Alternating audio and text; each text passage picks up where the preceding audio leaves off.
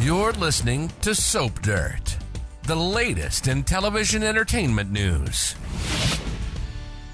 Hey there, General Hospital fans. It's Belinda from Soap Dirt, and I have got your early edition spoilers for the week of January 8th through 12th. I can't wait to unpack these for you. There is a lot going on, a lot that you're going to need tissues for. This is going to be a very rough week. Real quick, if you haven't, please reach down, click subscribe so you don't miss any of our updates. And before we dig into January 8th through 12th, I'm going to give you a super fast rundown of what is going on the rest of this week because it's important for context for next week. Wednesday, January 3rd, Ava gets a surprise visitor. We saw just this guy's hand in the promo. I will tell you, I did one of my nerdy research things and I went looking at Marcus Coloma's hands and I went looking at Adam Huss's hands. And I even went and looked at John Lindstrom hands because a lot of people have been like, is it Ryan? Is Ryan alive? It's definitely a man. I don't think it's Roger Howarth. I don't think it's John Lindstrom. I don't think it's Marcus Coloma. I feel pretty certain that it is Adam Huss as Nicholas Cassadine. Of course, we will know for sure on Wednesday, January 3rd. Tracy Quartermain is figuring things out midweek. And Willow, of course, is with Nina when they hear Sonny shouting at Michael when Michael finally says Nina called the SEC on them. And this is going to be hard for Willow because she just had that bonding moment with Nina and she could tell Nina something was weighing on her. But I think at the same time, Willow definitely should suspect that Michael had ulterior motives because he did. And I don't think she's going to be real happy that he set on this secret. Like if he had exposed her mom, she would have lived with that. But for him to blackmail her mother and try to throw up roadblocks in their relationship instead of being honest is just kind of double deep sketchy. So I'm looking forward to Michael paying a penalty from his wife for this. But Michael is going to tell Sonny everything. And of course, I don't think Sonny is going to be in the mood to forgive him anytime soon. Meanwhile, Drew is there as Carly is breaking down over just finding out that her mom died. She died peacefully in her sleep in Amsterdam. That's what the embassy let her know, which is a very nice way to exit Bobbie Spencer, I think the best possible way. So there is a little snippet from a leaker that says that once Sonny hears that Bobbie has died, that he also wants to keep the secret because he doesn't think Carly should have to deal with it right now. I don't know if that's going to play out. Like I said, that's a leak and it's a leaker who's got like 70-80% accuracy. But I could kind of see it happening that Sonny tells everybody, Ned, Olivia, Nina, Michael, Willow, we're going to sit on this for like a week, 2 weeks till after the funeral, which kind of has Sonny doing the same thing that Michael did, which is ironic. If it plays out that way, we'll know later this week if it does.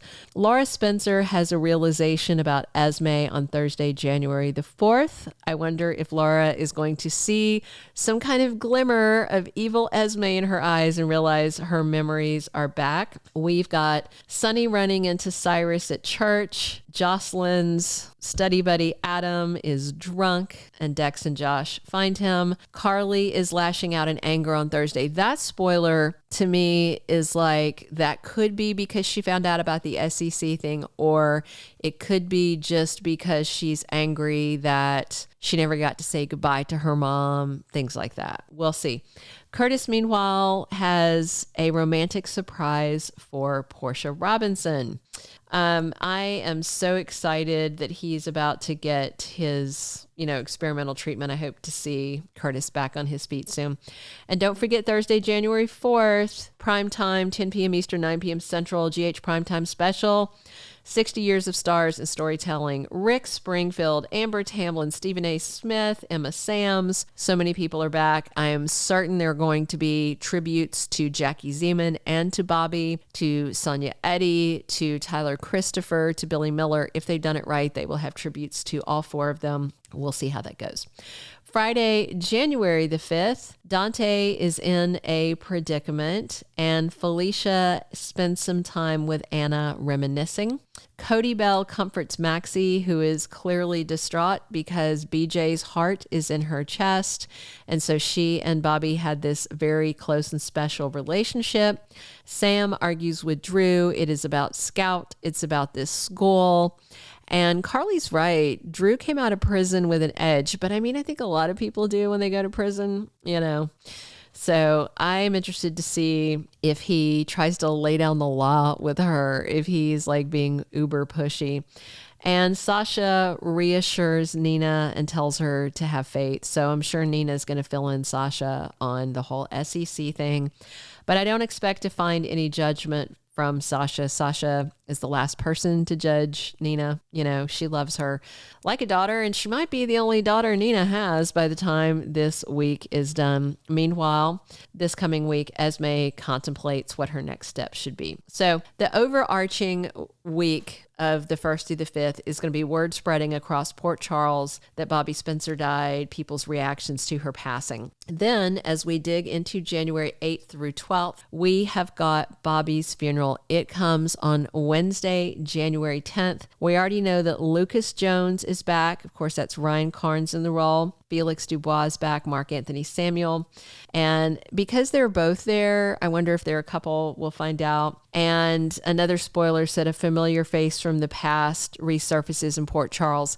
That's Nikolas, clearly, but this spoiler is for the week of the 8th, so maybe he will make his presence known to other people. I think it's interesting that they are bringing back what I presume to be Nikolas, who I think has been messing with her, right as Esme is getting her memories back. Now, I don't know if Nick shot Austin. That's my question mark. Like, I don't understand that other than if he found out Austin was betting Ava and had this like machismo reaction of that's my wife, even though they had divorced, you know, something like that.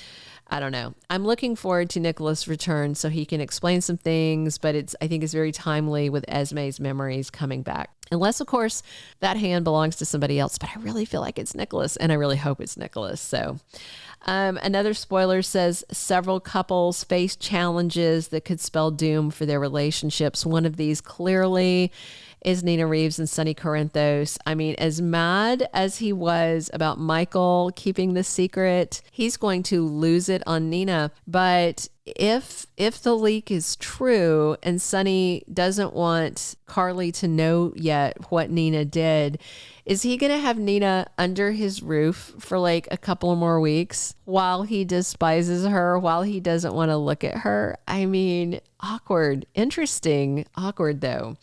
I think Drew and Carly might have some issues, especially once the truth come out. And I'm betting that we're not going to see much more of Lois Cirillo. I think Olivia is going to tell her, go back to Bensonhurst and don't come back to Port Charles. I don't want to see you ever again.